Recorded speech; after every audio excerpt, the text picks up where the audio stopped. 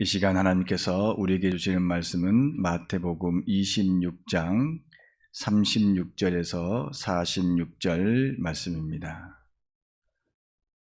마태복음 26장 36절에서 46절 말씀, 제가 가진 성경은 신약 46면에 있습니다. 살아계신 하나님의 말씀을 제가 봉독해 올리겠습니다. 이에 예수께서 제자들과 함께 겟셋마네라 하는 곳에 이르러 제자들에게 이르시되 내가 저기 가서 기도할 동안에 너희는 여기 앉아 있으라 하시고 베드로와 세베대의 두 아들을 데리고 가실새 고민하고 슬퍼하사 이에 말씀하시되 내 마음이 매우 고민하여 죽게 되었으니 너희는 여기 머물러 나와 함께 깨어 있으라 하시고 조금 나아가사 얼굴을 땅에 대시고 엎드려 기도하여 이르시되 내 아버지여 만일 할만하시거든 이 잔을 내게서 지나가게 하옵소서. 그러나 나의 원대로 마옵시고 아버지의 원대로 하옵소서 하시고 제자들에게 오사 그 자는 것을 보시고 베드로에게 말씀하시되 너희가 나와 함께 1시간도 이렇게 깨어있을 수 없더냐. 시험에 들지 않게 깨어 기도하라. 마음에는 원이라도 육신이 약하도다 하시고 다시 두 번째 나아가 기도하여 이르시되 내 아버지여 만일 내가 마시지 않고는 이 잔이 내게서 지나갈 수 없거든 아버지의 원대로 되기를 원하나이다 하시고 다시 오사 보신즉 그들이 자니 이는 그들의 눈에 피곤함이로라. 또 그들을 두고 나아가사 세 번째 같은 말씀으로 기도하신 후 이에 제자들에게 오사 이르시되 이제는 자고 쉬라. 보라 때가 가까이 왔으니 인자가 죄인의 손에 팔리는지라. 일어나 함께 가자. 보라 나를 파는 자가 가까이 왔느니라. 아멘. 오늘은 종려주일입니다. 종려주일. 여러분들 종려주일 아시죠? 우리나라에 있는 나무는 아니었는데 우리나라에 많이 심겨진, 또 우리 교회에 심겨진 종려나무 있죠. 이파리가 이렇게 되는데 엄청나게 이파리가 큰 나무. 그 나무가지를 예수님께서 예루살렘으로 입성하실 때 많은 사람들이 그것을 흔들면서 기념했던 그런 날이 종려주일입니다. 많은 사람들이 종려나무를 흔들면서 호산나 호산나 하고 외쳤습니다. 여러분들 호산나란 뜻, 우리 찬양 중에 호산나 호산나 많이 부르는데 이 호산나는 우리가 당신께 구하오니 우리를 구원하소서. 그러니까 많은 사람들이 예수님을 향해서 우리를 구원하소서, 우리를 구원해 주셔서 이렇게 외쳤던 것입니다. 많은 사람들이 예수님께 구원의 희망을 바라면서 호산나 호산나 외쳤던 것입니다. 예수님을 통하여 기쁨을 얻고 승리할 수 있다는 그 열망의 함성이 호산나 호산나 외쳤던 것이죠. 구원을 갈망하는 이스라엘 백성들 앞에는 예수님께서 나타나셨는데 이 호산나 외치는 그 백성들 앞에서 나귀 새끼, 이 어린 나귀를 타고 등장하셨습니다. 여러분들 객관적으로 눈으로 보면 사람들이 막 환호성을 하는데 어린 나귀 새끼를 타고 나타나는 그 구원자, 그 모습을 어떻게 보십니까? 개인적으로 보면 우리가 이제 신앙적으로 겸손하다 이렇게 이야기를 하지만 많은 사람들이 그 모습을 보고 실망하지 않았을까 그런 생각을 해봅니다. 여러분들 전쟁에서 이기는 그러한 사람들은 무엇을 타고 나옵니까? 화려한 말이나 마차를 타고 오는 것 아니겠습니까? 지금 이스라엘 백성을 로마로부터 구원하려고 있는 힘 있는 모습을 보여주려면 마차를 타거나 아니면 말을 타거나 그래야 되는데 나귀도 어린 나귀 새끼를 타는 그 모습을 보여주고 있습니다. 예수님은 화려하지도 않고 힘이 세지도 않는 이 어린 나귀 새끼를 타고 등장하셨습니다. 이 구원자의 모습은 어찌 보면 초라한 모습으로 보일 수 있습니다. 그래서 성경에 나타나는 백성들의 모습은 그려지지는 않지만 사람들 마음속에는 어리둥절하게 할 것입니다. 이제 겨우 걸음을 걸을 수 있는 이 어린 나귀가 성인 예수님을 태우고 간다는 장면, 여러분들 그 장면이 참으로 부자연스러워 보이지 않습니까? 어렸을 때 제가 타고 싶은 것이 있었습니다. 저희 집에 소가 한두 마리 있었는데 말은 없으니까 소를 한번 타보고 싶더라고요. 근데 큰 소를 타면 제가 다칠 것 같으니까 송아지를 한번 타보고 싶더라고요. 그런데 송아지를 타면, 어렸을 때 송아지를 타면 허리가 척추가 이렇게 휘어져서 안 된다고 하더라고요. 그래서 아직까지 소도 못 타보고 말도 못 타봤습니다. 언젠가는 한번 타보고 싶지만 아주 겁이 좀 많아서 탈 수는 없습니다. 중요한 것은 이 어린 나귀 새끼를 탄다라고 하는 그 모습, 참으로 좀 안쓰러운 모습이 됩니다. 이 나귀 새끼가, 어린 나귀가 가다가 쓰러지면 어떨까? 타는 사람도 불안해하고 그것을 보는 사람도 불안해하고 모두 다 불안해하는 그 모습, 몹시 불편하는 그 모습을 우리는 상상해 볼 수가 있습니다. 그렇다면 왜 예수님은 이러한 불편함을 감수하고 어린 나귀 새끼를 타고 가셨을까? 예수님의 이러한 모습은 지금까지 말이나 마차를 타고 백성들 앞에 등장했던 사람들, 그러니까 그 전까지는 화려한 마차나 말이나 그것을 타고 내가 이스라엘 민족을 구원하겠다 이렇게 외치는 사람들에 대한 경고의 메시지라고 할 수 있는 것입니다.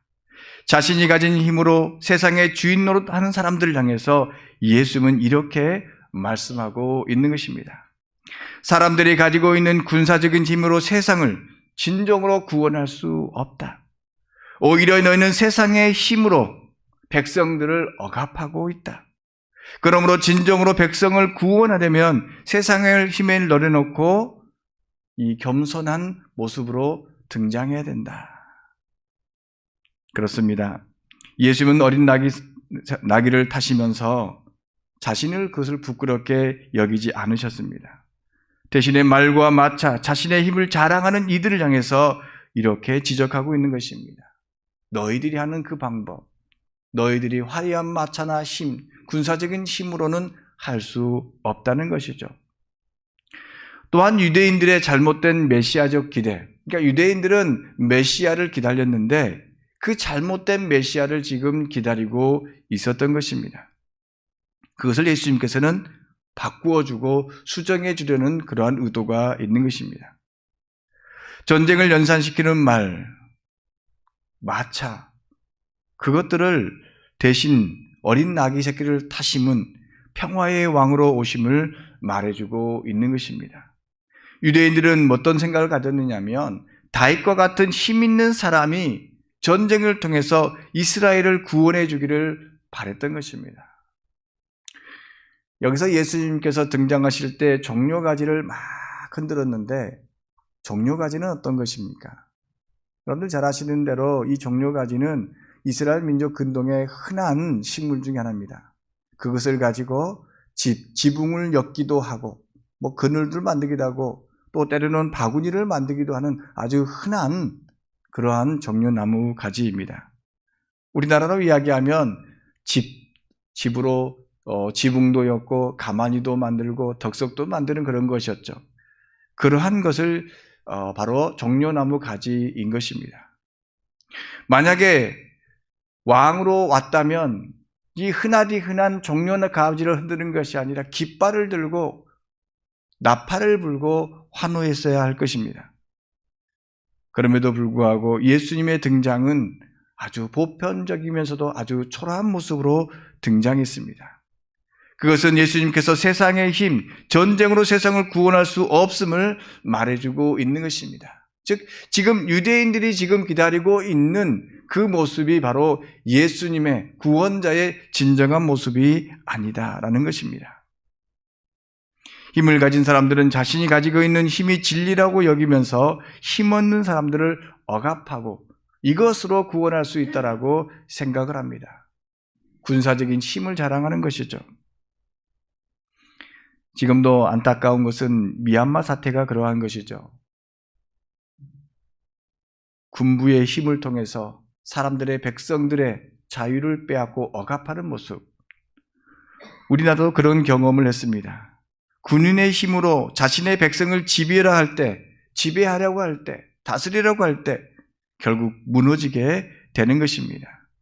또한 군사적인 힘으로 다른 나라를 지배하는 것도 언젠가는 무너지게 되는 것이죠. 유대인들은 다윗 왕 때를 꿈꾸면서 그러한 힘 있는 메시아를 기다렸습니다. 하지만 예수님은 다윗 왕과 같은 이 전쟁의 왕과 같은 그러한 모습으로 오지 않으셨습니다. 오직 평화의 왕으로 오셨던 것이죠.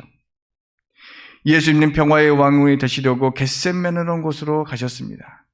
화려한 궁정이 아닌 아무도 없는 적막한 곳으로 가셨습니다.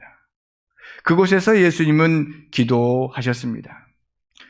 그곳으로 가신 예수님은 제자들을 데리고 그곳에 가셔서 기도하셨는데 제자들에게 이렇게 말씀하셨습니다.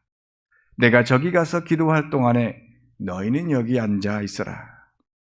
그리고서는 베드로와 세베대의 두 아들, 즉 이 두 아들은 야고보와 요한인데 그들을 데리고 또 떨어져서 가셨습니다.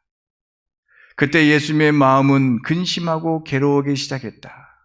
이렇게 기록을 하고 있습니다. 그 괴로움이 얼마나 큰지 세 명의 제자들에게 이렇게 말씀하고 있습니다. 내 마음이 괴로워 죽을 지경이다. 그러니 너희는 여기서 머물면서 나와 함께 깨어 있으라. 깨워서 기도하라. 이렇게 당부를 하고 있습니다. 여러분들, 예수님께서 예루살렘에 입성하실 때 누구보다도 당당하셨습니다. 성전을 더럽히는 이들을 향해서 채찍을 드셨습니다. 그리고 탐욕에 물들어서 장사하는 사람들의 좌판을 깔아놓는 좌판들을 뒤엎으셨습니다. 아마 속 시원한 모습, 우리 주님께서 이제 무언가 해보려고 하는구나, 개혁적인 모습으로 뭔가 뒤집어 엎으려고 하는구나, 그런 모습을 보여주셨습니다. 그런데 이제 예수님은 괴로워하고 계십니다. 예수님의 이런 모습을 거의 보지 못합니다. 자주 볼 수 있는 모습이 아니었습니다. 얼마나 고통스러웠는지 예수님을 지켜보던 사람뿐만 아니라 스스로 괴롭다고 말을 하고 있습니다. 성경은 예수님을 지켜본 이 마태도 예수님에 대해서 지금 예수님의 괴로운 모습을 이야기하고 또한 예수님 입에서 스스로 괴롭다고 말하고 있는 것, 스스로 이겨낼 힘이 없을 때 나오는 이 연약한 모습, 고통스러운 모습을 우리는 오늘 본문을 통해서 보고 있는 것입니다. 그렇습니다. 누가 죽음 앞에서 초연할 수 있겠습니까? 예수님도 자신의 죽음 앞에서 괴로워하고 있는 것입니다. 이 예수님의 괴롭다는 말, 그 말을 세 명에게 남겨놓고 이제 홀로 기도하셨습니다. 그러니까 예수님은 어떻게 됐냐면 무리들로, 많은 사람 따르는 무리들로부터 떨어져 나와서 12명과 함께 있다가 12명 가운데 또 3명을 불러서 또 따로 있다가 그 3명과 함께 있다가 또 혼자 가신 것이죠. 철저히 혼자 계신 것입니다. 예수님의 그 부탁을 들은 제자들, 그런데 이 제자들은 예수님의 괴로움에 동참하지 못했습니다. 예수님이 괴로움 가운데 기도하실 때 제자들은 깨어있지 못했습니다. 반면에 예수님은 그 괴로움 가운데에서 이렇게 기도하셨습니다. 나의 아버지, 하실 수만 있으면 이 잔을 내게서 지나가게 해 주십시오. 이게 인간적인 기도의 본질적인 그런 것 아니겠습니까? 그러나 내 뜻대로 하지 마시고 아버지의 뜻대로 해 주십시오. 이게 진정한 메시아 구원자의 기도인 것입니다. 예수님의 기도는 무조건 자신을 살려다는 기도를 하지 않으셨습니다. 예수님의 기도는 하나님의 뜻이 이루어지기를 위한 최선의 선택이 무엇인지 지금 구하고 있는 것입니다. 또한 예수님의 이 기도는 자신의 죽음도 죽음이지만 자신을 부인하고 떠날 제자들을 향한 기도라고 할 수 있습니다. 그러니까 기도의 모범을 보여주신 것이죠. 예수님은 제자들이 고난 앞에서 자신을 부인할 거라는 것을 아셨습니다. 베드로를 비롯해서 모두 다 호언장담했지만 다 무너질 것을 아셨습니다. 예수님이 안 계시면 모두 다 흩어질 것을 누구보다도 더 잘 아셨습니다. 지금은 제자들이 예수님의 능력을 보았기 때문에 지금 따르고 있지만 예수님이 사라질 때 어떻게 될 것인가 불을 보듯 뻔한 일이었습니다. 예수님은 자신이 져야 할 십자가를 지신 것도 지신 것이었지만 자신의 고통에 함께하지 못한 제자들을 위해서 지금 기도하고 있는 것입니다. 베드로를 비롯한 제자들은 실패했습니다. 깨어있지 못했습니다. 예수님은 이러한 제자들을 보며 답답했지만 모든 것을 하나님께 맡기심으로 그 괴로운 길을 걸으셨습니다. 예수님은 기도하시면서 자신의 뜻을 고집하지 않으셨습니다. 오직 하나님의 뜻을 이루기 위해 일하시는 예수님의 모습을 보게 되는 것입니다. 이 예수님의 기도를 통해서 우리가 알 수 있는 이 기도의 참된 의미는 바로 이 기도라고 하는 것은 하나님에게 자신의 요구와 뜻을 관철시키려고 하는 도구가 아니라는 것이죠. 그 기도를 통해서 내 뜻을 막 이루어 달라고 하는 그런 도구가 기도가 아니는 것입니다. 40일 금식 기도를 하거나 작정 기도를 하는 것은 자신의 요구를 이루기 위한 수단이 아니라 하나님의 뜻을 묻는 기나긴 시간이라는 것입니다. 기나긴 시간. 하나님, 이 고통 가운데, 아픔 가운데 무엇을 해야 합니까? 저는 이렇게 하고 싶은데 이것이 옳습니까? 그것을 묻는 것입니다. 그렇습니다. 기도는 하나님의 뜻을 발견하는 통로임을 발견하는 것입니다. 그러니까 기도는 하나님의 뜻을 발견하는 통로, 기도를 통해서 하나님의 뜻을 찾는 것입니다. 하나님은 우리의 기도를 통해 말씀하십니다. 우리가 해야 할 그리고 가야 할 길을 말씀하고 계십니다. 여러분들이 잘 아는 바울 사도 또한 자신 앞에 이 고난, 이 질고, 가시, 어떤 것이 있는데 정확하게 성경에는 기록하진 않습니다만은 자신에게 어떤 질고가 있었습니다. 사탄이 주는 질고라고 기록을 하고 있는데 그것을 위해서 3번이나 기도하고 있습니다. 주님, 내게 이 가시를 뽑아 주십시오. 내 질병을 낫게 해 주십시오. 기도했습니다. 하지만 하나님은 그 음성에 응답하지 않으셨습니다. 그때 바울은 깨달았습니다. 연약한 가운데 온전하게 하시는 하나님의 뜻을 깨닫고 이렇게 고백했습니다. 내가 그리스도를 위하여 약한 것들과 능욕과 궁핍과 박해와 공고를 기뻐하노니 이는 내가 약한 그때에 강함이라. 그렇습니다.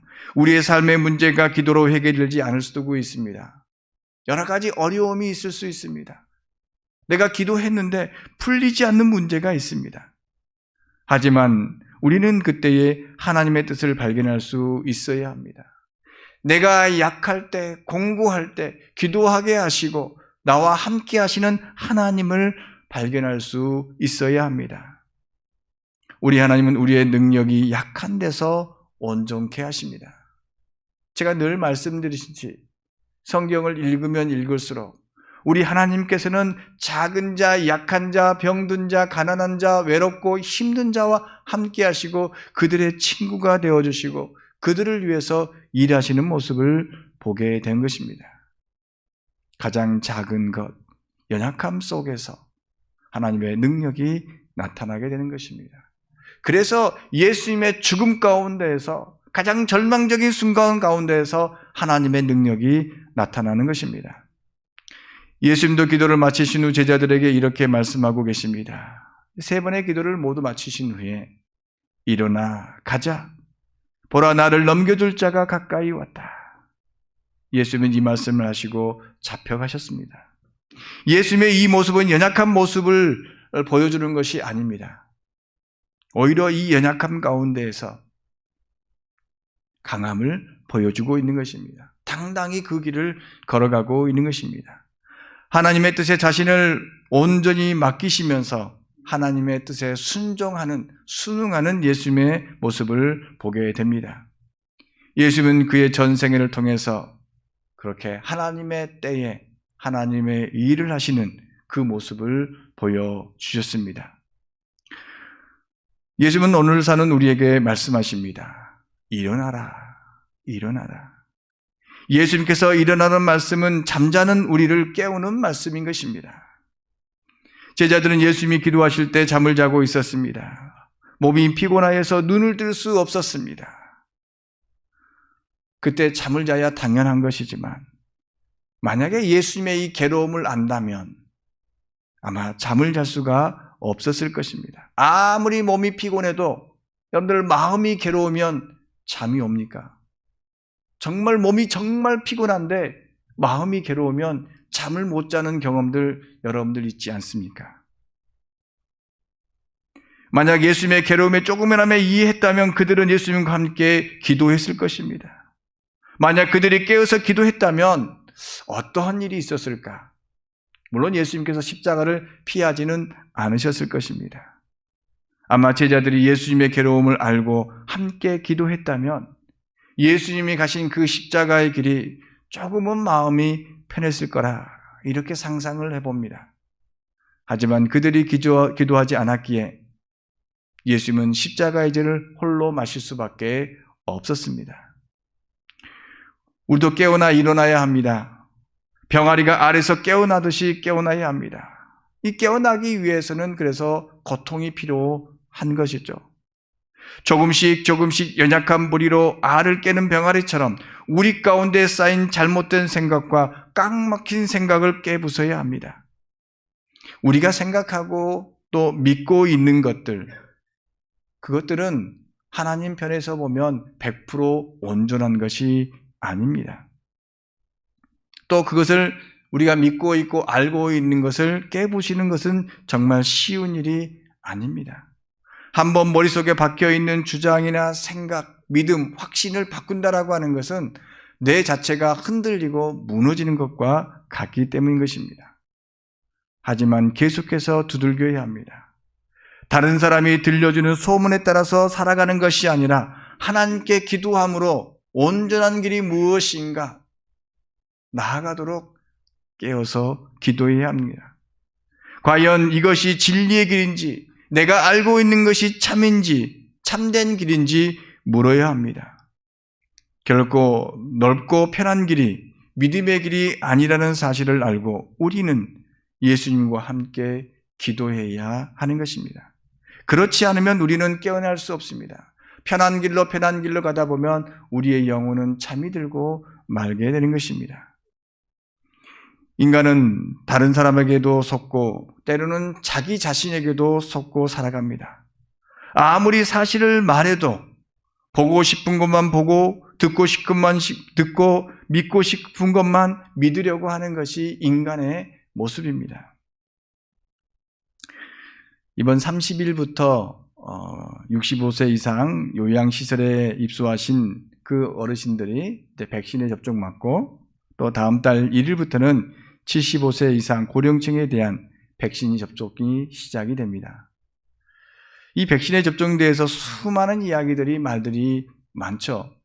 여러분들은 여러 가지 갈등하고 있을 수도 있고 또 확신이 또 맞아야겠다는 사람도 있고 여러 가지 다른 생각들이 있습니다. 어떻게 백신이 수십 년이 걸려 나오는데 단 1, 2년 만에 이렇게 백신이 나오느냐부터 시작해서 백신 투여에 대한 다양한 반응들, 이건 좋고 저건 안 좋고 이런 이야기들이 너무나도 많습니다.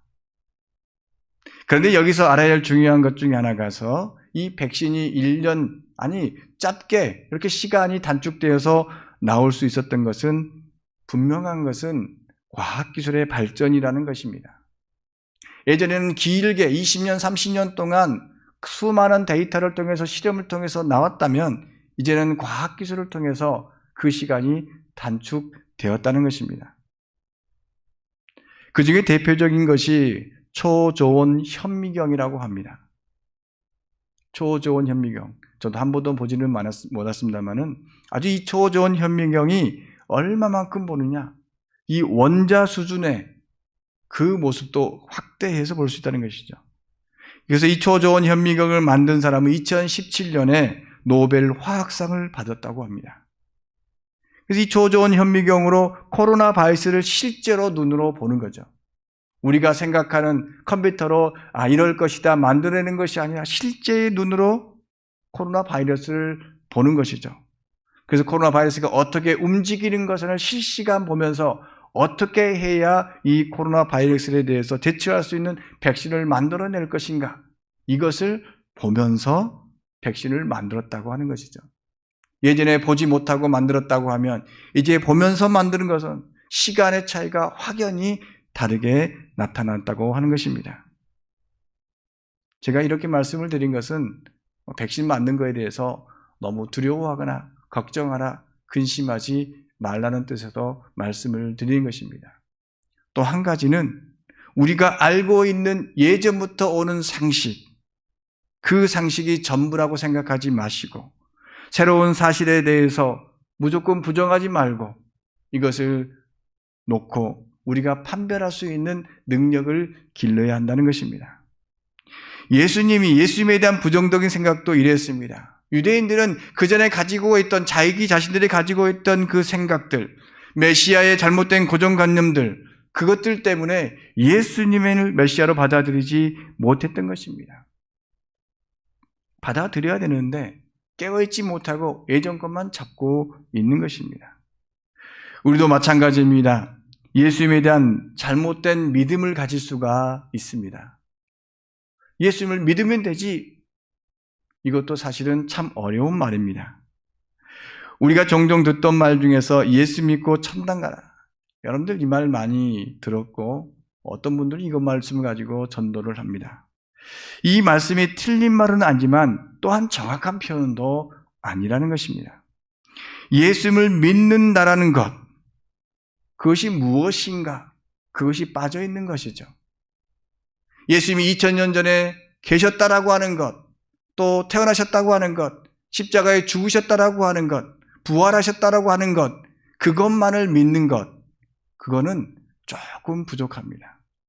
무엇이냐? 예수님을 믿는다라고 하는 것은 예수님과 함께 간다라고 하는 것, 예수님과 함께 산다라고 하는 것, 그것을 의미하는 것입니다. 예수님과 함께 살고 예수님을 따라갈 때 그곳이 천국이 되고 하나님의 나라가 되는 것입니다. 단순히 2000년 전에 예수님이 태어났다, 그것을 믿는 역사적 사실을, 과학을 믿는 것이 아니라 그 예수님의 그 삶을 따라간다라고 하는 것입니다. 그런데 예수님과 함께 간다는 것은 그리 쉬운 일이 아닙니다. 그것은 예수님이 가신 그 길이 고난의 길이기 때문에 그렇습니다. 오늘 마지막 예수님께서 나를 붙잡는 자가 온다라고 하는 말씀 것처럼 바로 예수님과 함께 간다는 그 길이 고난의 길입니다. 자신의 뜻대로 사는 것이 아니라 하나님의 뜻대로 사는 삶, 나를 희생함으로써 다른 사람의 생명을 살리는 삶, 그것을 의미하고 있기 때문인 것입니다. 그러므로 예수님을 믿는다라고 하는 것은 자기 희생, 자기 헌신이 전제되는 것입니다.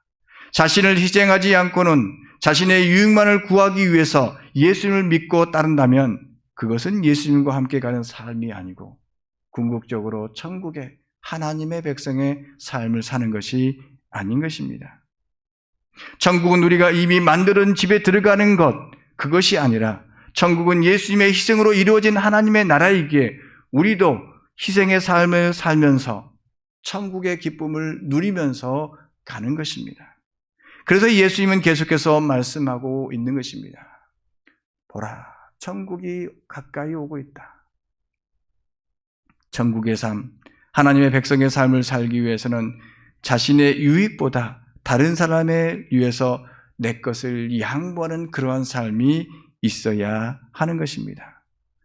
예수님은 오늘 또 우리에게 말씀하십니다. 일어나라, 깨어나라, 함께 가자 말씀하십니다. 예수님은 우리에게 깨어나 일어나서 십자가의 길을 함께 가고자 말씀하고 있는 것입니다. 그 길은 하나님이 원하시는 길이었습니다. 하나님이 원하시는 그 길은 세상이 주는 영광이 아니라 십자가를 통해서 얻는 평화요 영광인 것입니다. 지금 당장 눈앞에 보이는, 좋아 보이는 넓은 그 길이 아닌 좁은 길입니다. 예수님은 자신의 영광을 받으시려고 이 땅에 오지 않으셨습니다. 예수님은 사람들이 나뭇가지를 흔들면서 영광 받기 위해서 막 흔들 때 또 어린 나귀를 타시면서 영광 받기 위해서 오신 것이 아니었습니다. 예수님은 하나님이 원하시는 길을 가고자 어린 나귀 새끼를 타신 것입니다. 예수님을 따르면서 우리는 우리가 받을 영광을 먼저 생각해서는 아니 되는 것입니다. 나를 잡을 자가 오고 있는 예수님의 길을 따라갈 때 우리에게 고난의 길임을 알고 또한 예수님과 함께 받을 수 있는 그런 마음의 준비가 있어야 합니다. 자신의 이익을 먼저 생각하지 않고 나의 작은 헌신으로 다른 사람을 살릴 수 있는 그 길을 선택해야 하는 것입니다. 우리가 걷는 십자가의 길, 그 길만이 우리가 살 길이며 다른 사람을 살리는 길이 되는 것입니다. 주님은 오늘 또 우리에게 말씀하십니다. 깨어서 일어나 함께 가자. 그렇게 말씀하시면서 나를 따라오려거든 자기를 부인하고 자기 십자가를 지고 나를 쫓으라 말씀하십니다.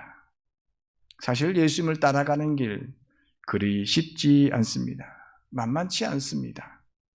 하지만 그 길은 하나님이 원하시는 길이면서 그 길은 구원을 이루는 길입니다.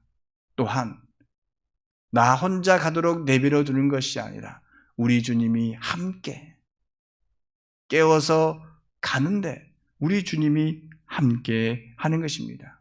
우리가 믿음 생활을 할 때, 힘들 때, 지칠 때, 낙심할 때 중요한 것은 우리 주님께서 함께 하신다는 것입니다. 예수님이 우리와 함께 그 길을 걸어가십니다. 우리가 가야 할 길이 험하고 힘들지라도 우리 주님이 함께 하심을 믿고 우리 앞에 있는 고난, 믿음의 길을 당당히 걸어가는 저와 여러분 되기를 간절히 바랍니다. 하나님, 우리가 사는 세상에서 무엇이 진리인지, 무엇이 참인지 깨닫기 어려운 순간 우린 주님께 기도합니다. 우리가 가야 할 길을 밝히 알도록 주님께 기도합니다. 주님 그 길을 열어주시고 깨어나 일어나서 그 길을 걷게 하여 주시옵소서.